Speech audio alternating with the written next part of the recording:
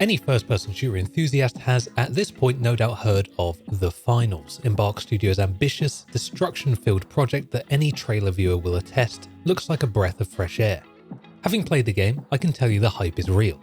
There's currently an NDA in place, meaning no footage or screenshots can be shared, so we've got publicly available material in the background. It is important to keep in mind as I go forward that this is a pre-alpha. I'm not going to waste time mentioning basic bugs or incomplete functionality, as this is of course not a complete game yet. Although for the record, it already feels pretty polished. Let's get started with the game mode and premise of the game. You're a contestant on a game show where the goal is to make as much money as possible. You're loaded into an urban close quarters map with your team. There are 4 teams of 3. Each team is fighting to collect magical money-filled golden cubes that you place inside golden cube holders. These holders effectively bank your money. Once you've placed the cube in the holder, you have to defend it until the holder launches off into the ether and your money is secured. Enemy teams can run up to your holder and claim it, turning it into theirs. Meaning if you fail to defend it, you don't just lose your money, another team gets it. The team with the most money at the end of the game wins the round. There are 3 consecutive rounds, so at the end of each round, one team is eliminated and the others move on. So to begin with, there are 4 teams, then 3 teams, and the final round is a straight one team versus the other. Right off the bat, it's a very refreshing game mode, a way to play a shooter that's a little different from the team deathmatch, conquest, or battle royale. While it definitely borrows from these, it's certainly unique. You'll find that with your 3-man squad, you naturally start moving together to secure your own cash or steal others. The placement of the cube holders also feels very varied. Some are placed out in the open, some are in attics or buildings, some are tucked away in little caves. It feels very much like the full scope of the map is incorporated into the game mode as a whole. Let's talk about the map. In the pre-alpha, there is just one map, the one present in the trailer, but as I understand it, the game will launch with a variety of maps. The pre-alpha map is very much an urban experience. For any French enthusiasts among you, it feels a lot like walking through a neon near-future Paris centre. It's not massive, we're not talking battle royale, and you wouldn't want it to be. With a maximum of 12 players, walking kilometres to find an enemy wouldn't be ideal. The map feels bigger than it is because of the verticality it offers. Every building can be entered. They all have multiple floors, you can run around on rooftops, there are grappling hooks, raisable platforms, and even deliberately placed bridges between roofs. All of these things actively encourage using the map to its fullest.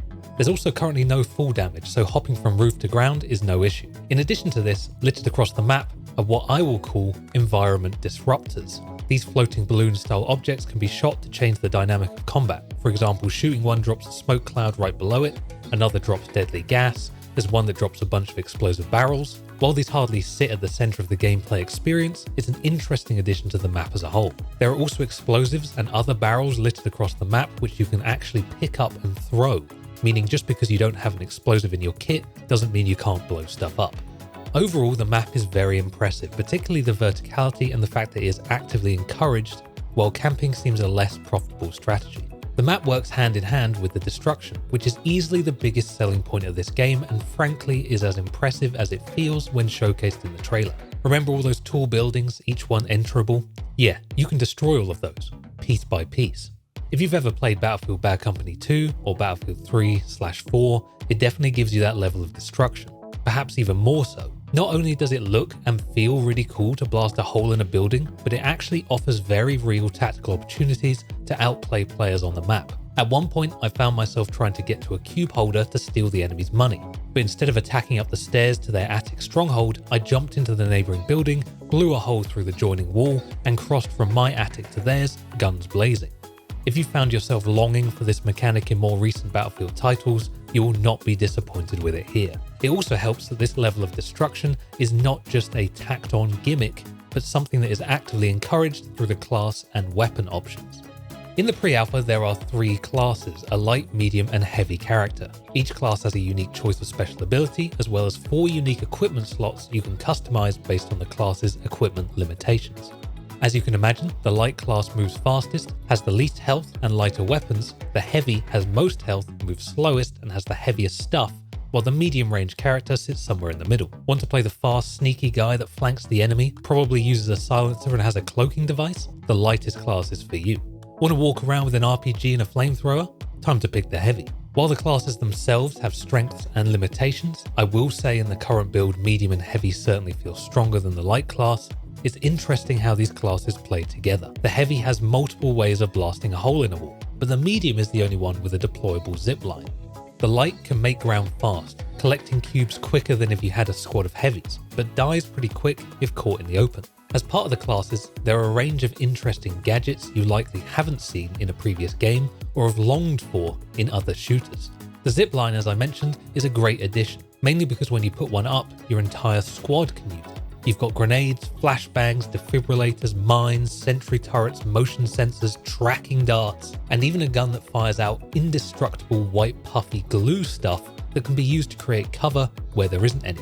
For weapons, and again each class has limited options that don't overlap, you've got everything from light pistols and SMGs to grenade launchers, flamethrowers, and even a full-on katana or sledgehammer if you'd prefer to go the melee route. As I said earlier, there's definitely some balancing to be done. The Medium, for example, has an ability to put up a moving shield that blocks all incoming projectiles, which just feels way stronger than any other ability.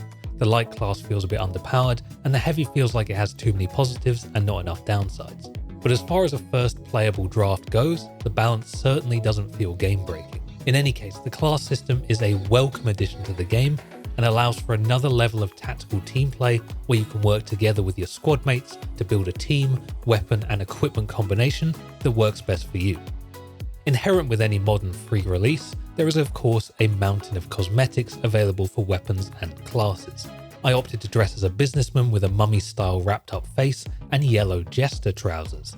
I'm not sure how much of a selling point this is for most, but based on the skins already available and the overall style of the game, I could absolutely see many a consumer investing their hard-earned cash in an online finals avatar.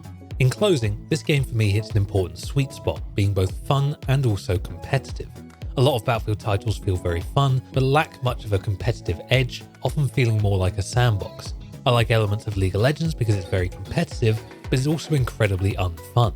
I feel this game could really walk that fine line between fun and competitive. The game mode is not just a sandbox, it has strong team play elements that you and your squad could actively develop strategies for and get better at. I could absolutely see a ranked mode for this game with ELO on the cards, but equally it could be played very casually solo or with your friends. It's also a shooter that doesn't heavily rely on being able to make clean headshots and have a faster reaction speed than the other guy. Don't get me wrong, if you're good at shooters, you'll still dominate, but as mentioned previously, the flamethrower, M60 or grenade launcher are very forgiving and don't require Counter-Strike level aiming mechanics. Overall, I'm very excited for this. Watching the trailers, I did start to slip into the hype, having now followed the development of this game over on the Discord for some time. Having now played the game, I can say that it absolutely delivers. This is not a Battlefield 2042 situation where the trailers are selling you something that the game just isn't.